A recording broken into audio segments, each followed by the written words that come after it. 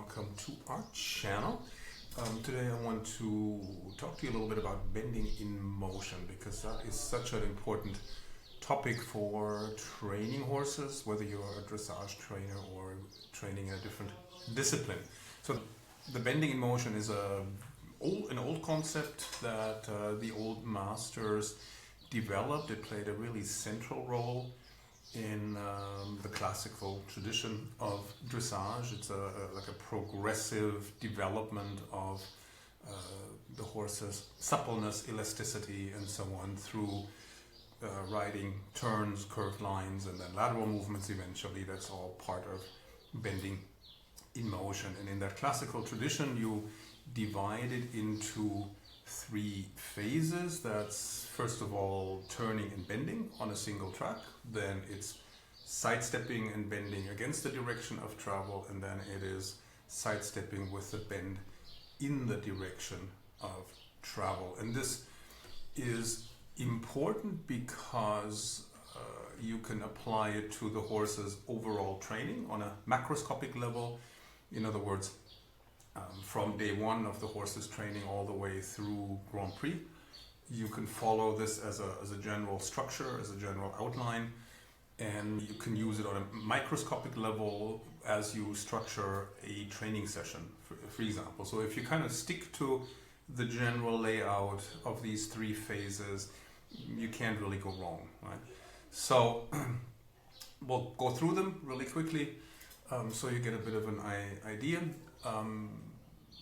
First phase, I said, was turning and bending on a single track. That's basically all your circles, large and small, corners, voltas, figure eights, single loops, double loops, serpentines, anything that has a curve in it, a turn in it, and on a single track would fall under the category of turning and bending on a single track. And if you think about it, the young horse, when you first started at the lunge line, before you even sit on it, you already lunge on a circle, and you want the horse to learn to follow a circular track, with in a steady tempo, with the horse's feet aligned, consistent radius, so the horse doesn't fall in and out, but you want him to keep a steady distance from you.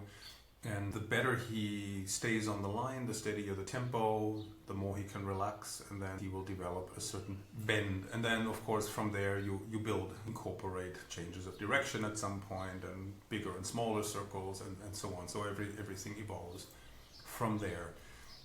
The next phase is sidestepping, with the horse bending against the direction of travel. And here I use this in a very, very wide sense of the word, not just the classical lateral movements, but sidestepping in its earliest manifestation begins with enlarging the circle. That's probably the easiest sidestepping exercise, where you ask the horse to move out on the horse's circle so that the hips and shoulders move out at the same time. And the inside hind leg then steps a little in front of the outside hind leg. Then from there you can develop a leg yield on the diagonal, or even a leg yield on the circle line, where you ask the haunches to yield a little to the outside. And that can turn into a turn on the forehand in motion, and then ultimately you have the shoulder in and counter shoulder in, so that the proper lateral movements where the horse's spine is really bending from the skull to the tail. A more extreme version of the sidestepping with the bend against the direction of travel would be the what we call full pass. The Western riders call it side pass, and in this full pass you could bend either against the direction of travel or in the direction of travel. It's a little bit more intense, so I have it at the end here of the little graph, but just for completeness sake. So these are all the exercises you can ride, where the one hind leg steps in front of the other, and the horse bends against the direction of travel, or flexes the pole against the direction of travel. So it's the inside hind leg that crosses a little bit here. And then in the third group, you have sidestepping with the horse bending in the direction of travel. So that's your haunches-in, your half pass, your renvers.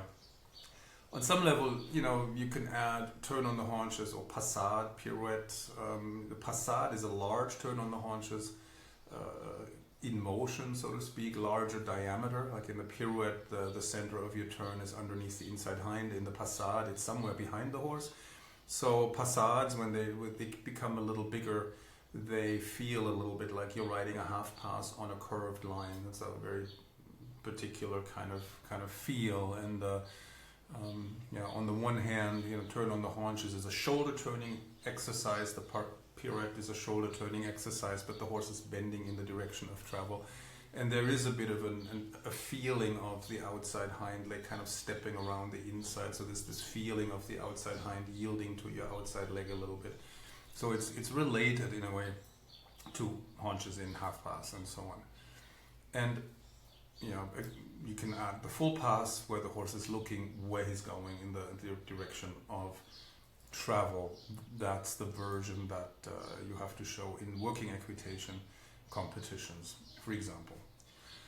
So this is the very broad general outline of the horse's training. I mean, I remember that Egon von Eindorf used to repeat in lessons that you train the horse through a sequence of corner, volte, shoulder in, half pass, and that's exactly like the application of these three phases. And Hubert Rohrer, from the Spanish riding school, used to say same thing. You train your horse in the succession of, or in the order of, corner, volte, shoulder in, haunches in, half pass. Neindorf didn't mention the haunches in, but logically it makes sense to put it in there, and Hubert Rohrer had it in there.